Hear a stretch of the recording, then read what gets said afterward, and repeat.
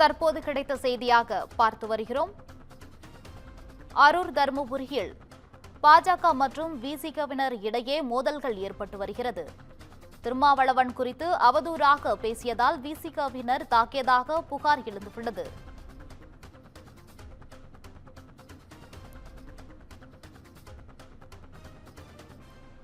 பாஜக கொடியை பிடுங்கி எறிந்து அவர்கள் மீது தாக்குதல் நடத்தப்பட்டதால் பரபரப்பு ஏற்பட்டு வருகிறது.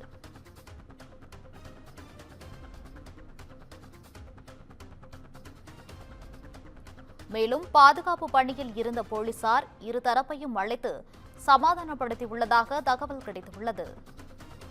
திருமாவளவன் குறித்து அவதூறாக பேசியதால் விசிகவினர் தாக்கியதாக புகார் தெரிவிக்கின்றனர்.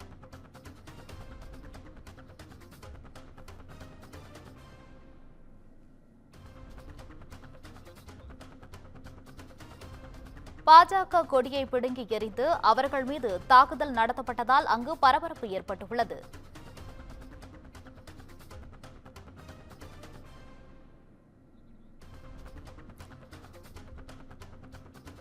குறித்த கூடுதல் விவரங்களுடன் இணைகிறார் எமது செய்தியாளர் நந்தகுமார் அவர்கள். வணக்கம் நந்தகுமார், கூடுதல் தகவல்களை பகிரலாம்.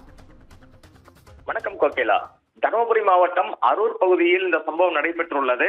அதாவது அரூர் பகுதியில் உள்ள வட்டாட்சியர் அலுவலகம் அருகே இன்று திமுக அரசை கண்டித்து தேசிய ஜனநாயக கூட்டணியின் ஆர்ப்பாட்டம் நடத்தப்பட்டது.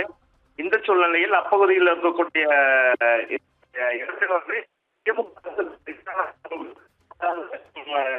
இந்த பகுதியில் இருக்கக்கூடிய தமிழகத்தில் வந்து பாத்தீங்கன்னா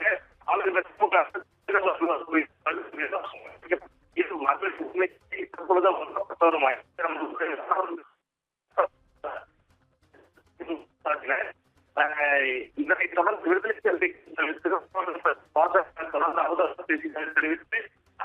விடுதலை சிறுத்தை கட்சியை திறந்து தங்கள் தலைவர் மீது அவதூறாக பேசுவதை நிறுத்த வேண்டும், இதற்கு மன்னிப்பு கேட்க வேண்டும், இல்லை என்று கூட்டத்தை விசிகவினர் வாக்குவாதத்தில் ஈடுபட்டனர். தங்கள் தலைவரின் மீது பாஜக இருக்கக்கூடிய உறுப்பினர்கள் உரிமை இல்லை, பாடுபடுபவங்க, அதனால் பாஜக என தெரிவித்தனர். அப்போது பாஜக விடுதலை சிறுத்தை கட்சி ஆக்கிரமித்த விடுதலை சிறுத்தை கட்சி நிர்வாகிகள் முற்பட்டனர். இதனைத் தொடர்ந்து சாலையில் நடுவே வைக்கப்பட்டுள்ள பாஜக கட்சி பெண்களின் பறித்து எரிந்தும் பாஜக நிர்வாகிகள் மீது திமுக செருப்பு விஷயம் கையாலும் தாக்கினர். மேலும் இதிலிருந்து முக்கியமான சம்பவத்தை ஏற்படுத்தியது.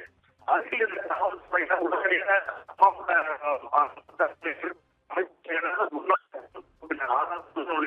கட்சியினர் தனியாக பிரித்து சமாதானப்படுத்தினர்.